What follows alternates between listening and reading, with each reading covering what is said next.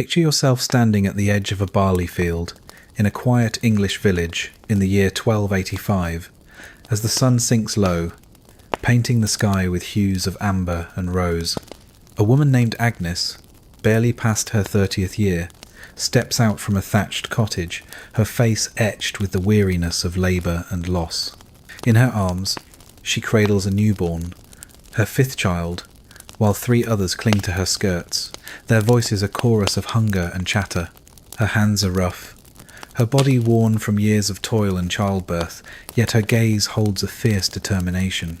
Agnes is one of millions of medieval women who bore many children, 6, 8, sometimes 10, or marine, a life defined by danger, faith, and the relentless demands of survival.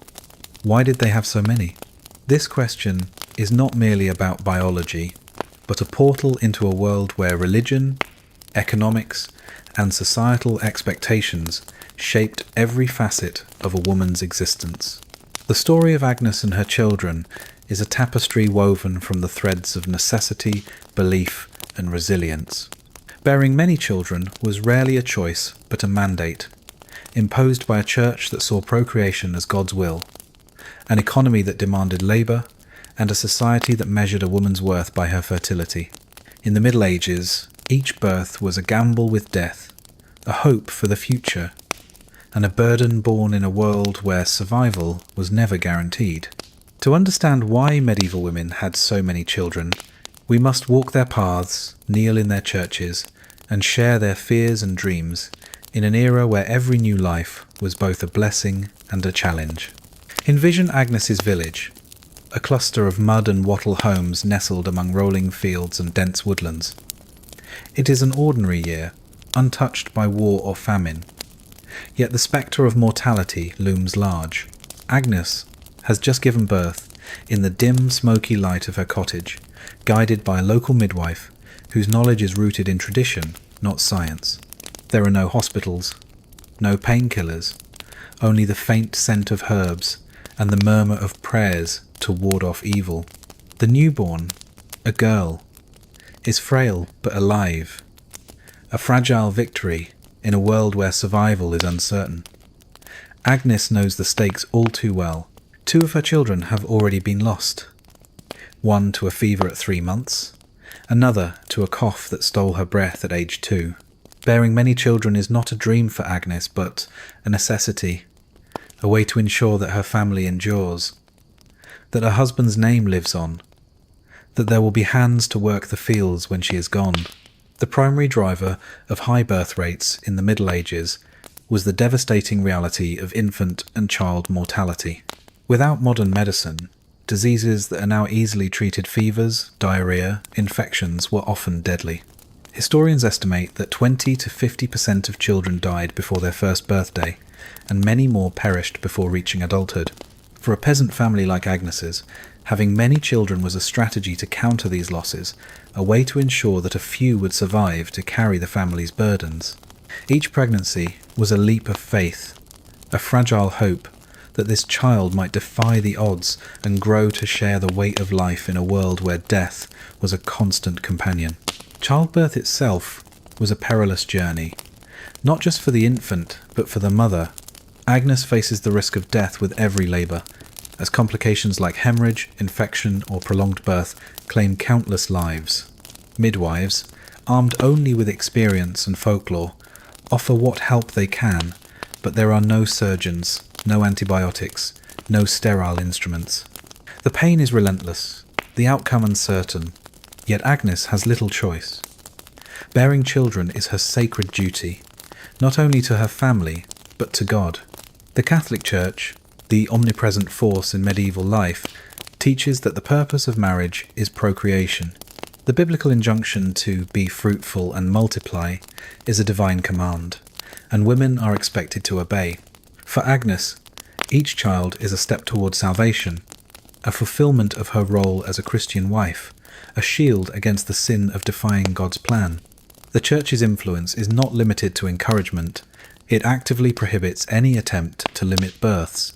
Rudimentary contraception, method-sherbal potions, withdrawal or timing intercourse to avoid fertile periods exist. but they are condemned as sinful. The Church views any interference with conception as a rebellion against divine will, punishable by social ostracism or eternal damnation. Knowledge of these methods is scarce, particularly in rural villages like Agnes's, where women rely on the whispered advice of midwives or elders. Even where known, such practices are risky, carrying the weight of moral judgment and community scrutiny. As a result, women bear children repeatedly, their fertile years a cycle of pregnancy and nursing with little control over the pattern of their lives. Early marriage amplifies this cycle. Most medieval women, especially among peasants and the emerging middle class, marry in their mid-teens, 15 or 16, sometimes younger for noble women wed for political alliances. Once married, they begin bearing children immediately, and pregnancies follow every 2 to 3 years, depending on breastfeeding and health. Agnes, wed at 16 to a fellow villager, bore her first child at 17. With an average lifespan of 35 to 40 years, a woman might spend nearly her entire adult life pregnant or caring for infants. This early start, combined with a short lifespan, means that having many children is not just possible, but expected, a way to maximize the number of survivors in a world where time is cruelly brief. Economics is a powerful force behind these large families. In the agrarian society of the Middle Ages, children are not just a source of joy, but a critical asset. For a peasant family like Agnes's, each child is a future labourer, contributing to the endless tasks of planting, harvesting, and tending livestock. Even young children play a role gathering kindling, herding geese, or pulling weeds, while teenagers become full partners in the family's work. In a world without machinery, human labour is the foundation of survival, and more children mean more hands to ensure the crops are sown, the animals are fed, and the family's small plot of land yields enough to weather lean years. For Agnes, her children are her legacy, but also her lifeline, securing the family's survival in a world where one bad harvest could spell ruin. Among the nobility, economic incentives take a different shape.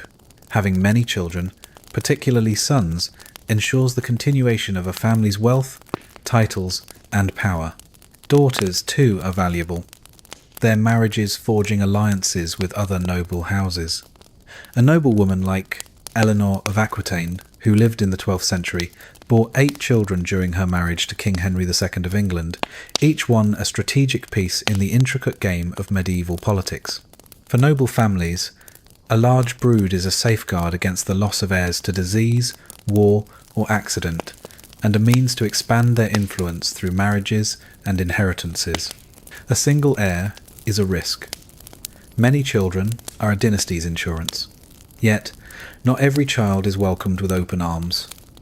For poor families, a new baby is another mouth to feed, a strain on already scarce resources, especially in years of drought or blight. Agnes lies awake at night, worrying how to stretch the family's grain to feed 5 children through the hungry months of late winter. But even in poverty, children are an investment. If they survive, they will work the fields, care for younger siblings, and eventually support their aging parents in a society without pensions or social safety nets. Having many children is a form of security, a bet that at least some will live to provide for the family when strength fades. Social and cultural norms reinforce this pattern. In medieval communities, a woman's identity is inextricably tied to motherhood. A woman with many children is celebrated, her fertility a sign of virtue, her role fulfilled to her family, her village, and her god. Conversely, a woman with few or no children might face pity, suspicion, or whispers of divine disfavour. Agnes, exhausted by years of pregnancy, takes pride in her growing brood, knowing that her neighbours see her as a pillar of the community. Her children are proof of her devotion, her contribution to the village's survival, her place in the social order. Motherhood is not just a personal act, but a public one, a measure of a woman's value in a world that offers her few other avenues for recognition. The physical toll of repeated pregnancies is staggering. Agnes, like many medieval women, suffers from chronic fatigue, malnutrition, and the cumulative strain of childbearing. Diets are often sparse, especially in winter, lacking the nutrients needed to sustain a healthy pregnancy. Iron deficiency, infections, and childbirth complications weaken bodies and shorten lives. Yet, women persist, driven by necessity, faith, and the belief that motherhood is their calling. Each child is a symbol of hope, a chance to defy the odds, to build a future in a world where nothing is certain. The pain, the risk, the exhaustion are born as part of a greater purpose, a testament to the resilience that defines these women's lives. The Black Death, which sweeps through Europe in the mid-14th century, intensifies the need for large families, as entire communities are decimated, with up to half the population lost. Survivors face a labour shortage and a fractured society. In the aftermath, families like Agnesif, they feel an urgent need to repopulate, to rebuild, to restore the workforce that sustains their villages. Large families become a bulwark against extinction, a way to ensure that fields are tilled and communities endure.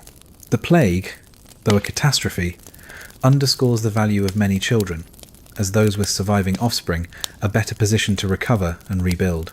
Women in the Middle Ages have little control over their reproductive lives. Within marriage, they are expected to submit to their husbands, who view childbearing as a central duty of a wife. The Church reinforces this, teaching that sex is for procreation, not pleasure, and that refusing a husband's advances is sinful. Agnes, like most women, has no say in when or how often she conceives. Her life is shaped by her husband's expectations, her community's norms, and the Church's decrees. Contraception, where known, is a dangerous secret, its use fraught with moral and social peril. For most women, the cycle of pregnancy is relentless, an inescapable rhythm of their existence. Not all women bear many children.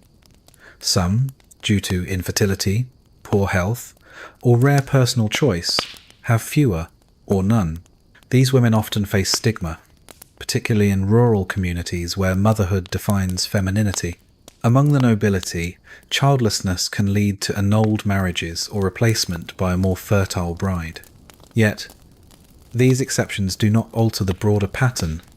Having many children is the norm, the expectation, the path laid out by faith and society. As the Middle Ages transition to the Renaissance, changes begin to emerge. Urban growth, improved nutrition, and early medical advances reduce child mortality, easing the pressure to bear many children. The rise of the middle class offers women new roles, and the Church's grip loosens slightly, allowing more discussion of family size. But the medieval legacy endures, in the reverence for large families, the centrality of motherhood, and the resilience of women who bore the weight of their era's demands. Back in that barley field in 1285, Agnes stands, her newborn asleep in her arms, her older children playing nearby. She is tired, her body worn, but she does not falter. Each child is a story, a dream, a piece of the life she builds amidst the fragile balance of life and death. Medieval women bore many children, not just because they had to, but because it was how they confronted mortality, secured their future, and kept their families' fires burning. In their sweat, their pain, and their sleepless nights, they wove an epic of survival, a testament to love and endurance that echoes through the ages.